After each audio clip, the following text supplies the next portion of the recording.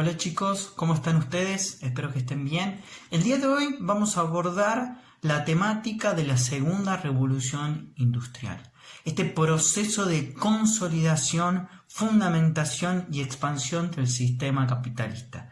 Previamente debemos ubicarnos en tiempo y espacio. Si nos vamos al periodo temporal, estamos haciendo mención a finales del siglo XIX y principios del siglo XX. Para ser más específicos, entre 1850 y 1914. Desde lo que es lo espacial o lo geográfico, ya no vamos a estar netamente abocados al escenario de la Europa occidental, más precisamente Inglaterra, como había ocurrido en la primera, sino que en todo caso va a haber una expansión interlineal entre todos los continentes que forman parte del globo terráqueo. Así podremos incluir América, África y hacia el mismo continente asiático. Ahora bien, si nosotros hablamos de la segunda revolución industrial, se cae por el peso del sentido común que la misma forma parte del proceso de incorporación de la primera revolución industrial. Acá hay un dato muy importante, no debemos olvidar nunca que en la historia no hay quiebres directos, sino que todos los hechos, todos los procesos se van transformando. ¿Qué quiero decir con esto? Que la segunda revolución industrial es una consecuencia directa de lo que fue la primera revolución industrial.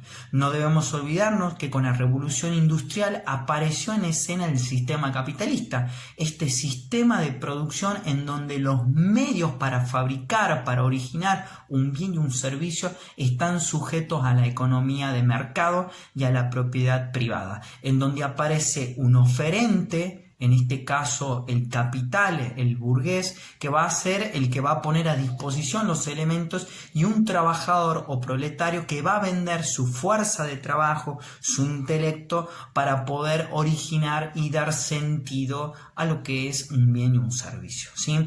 De manera general se habla que para que haya la producción de un bien y un servicio se necesitan de 4 factores.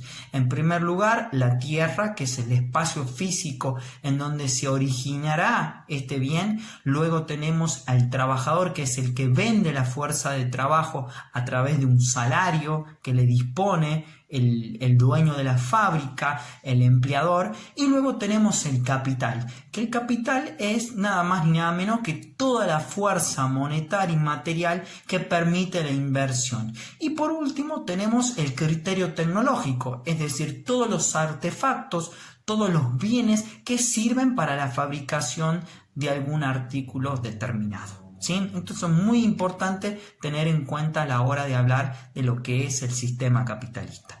No debemos olvidar que el sistema capitalista va a ser netamente revolucionario, porque va a romper con las viejas estructuras para producir un bien y un servicio. Anteriormente la tierra era netamente colectiva, se dedicaba a la autosuficiencia, es decir, todo lo que yo producía era para la autosatisfacción del deseo. El trabajo era netamente doméstico, rudimentario, artesanal, estaba pensando en círculos pequeños de la familia. La disposición para fabricar estaba sujeto a las condiciones de la naturaleza y a las cuestiones o a las pautas que se fijaban en estas pequeñas unidades de fabricación. No debemos olvidar que con la revolución industrial y esta aparición del sistema capitalista va a aparecer el tiempo cronometrado para producir un bien y un servicio, aparecerá el trabajo asalariado, es decir, el pago para poder hacer este artefacto o este bien en común. Y luego también tenemos otras cosas muy interesantes, que es la disposición de la individualidad por sobre la colectividad.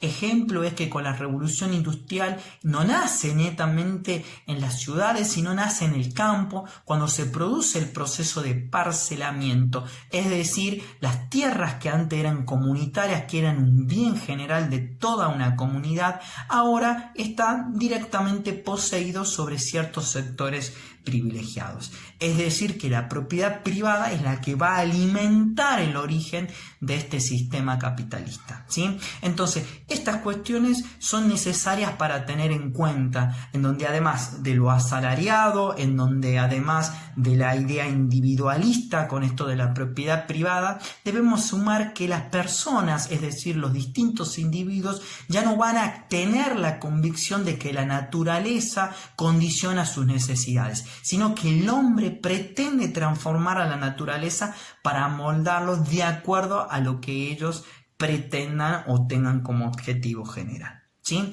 Ahora bien, además también en la primera revolución industrial habían aparecido nuevas fuentes de energía como el carbón, habían aparecido las fábricas como unidades de producción, ¿sí? Y empieza este crecimiento general de las ciudades o de las grandes urbes. En el caso de la segunda revolución industrial, este fenómeno temporal que yo ya les he descrito va a ser un periodo de adaptación y de superación y extensión. ¿Por qué quiero decir con esto? Cuando yo abordo la cuestión de la extensión es que ya no va a estar focalizado netamente a Inglaterra, sino que se van a incorporar países como Bélgica o Países Bajos, se va a incorporar Alemania, se va a incorporar la misma Francia y se van a incorporar también países de distintos continentes, como por ejemplo de Asia, Japón, o de América, que empieza en su fase de desarrollo Estados Unidos, y también inclusive nuestro país, la República Argentina, que está en proceso de formación y consolidación, también va a incorporar un rol que es el de ser productora de granos o de alimentos en general, que es lo que no se conoce comúnmente como el sistema agroexportador. Es decir, que todos los países del mundo van a estar incorporados a este sistema productivo cumpliendo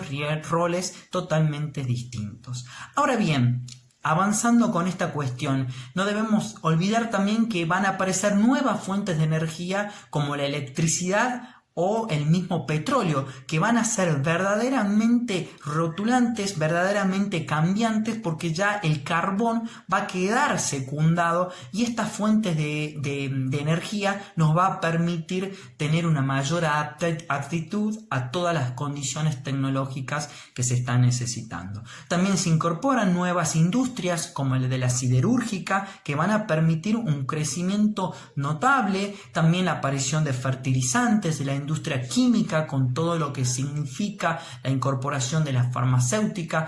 Va a aparecer también la industria automotriz con la aparición del primer automóvil, que va a ser también rotulante porque las distancias anteriormente extensas y lejanas para viajar ahora van a ser directamente más secundadas, muchísimo más rápidas y notables. Otra cuestión también que no debemos marginar ni discriminar es que va a aparecer como forma de producir un bien, un servicio, lo que se conoce como el sistema taylorista. ¿Qué es el taylorismo? Es lo que nosotros tenemos seguramente imbrincados en nuestra cabeza, en nuestra imaginación, en donde en una fábrica modelo aparece una cadena de montaje. Esta cadena de montaje en donde distintas personas van a estar abocados a la producción de un bien, vamos a suponer de un paquete de fideos, en donde cada uno va a hacer un rol distinto a la hora de esta cadena. Es decir, uno se va a encargar del empaquetado, otro se va a encargar, por ejemplo, de darle forma a los fideos. Es decir, lo que nosotros abordamos que es el capitalismo. Para ellos, este sistema le va a permitir mayor dinero en menor tiempo, es decir, que el tiempo es dinero, algo que en la primera revolución industrial va a secundar, va a cambiar, porque el cronometraje, el reloj modelo, el reloj estándar va a estar al servicio de la producción, ¿sí?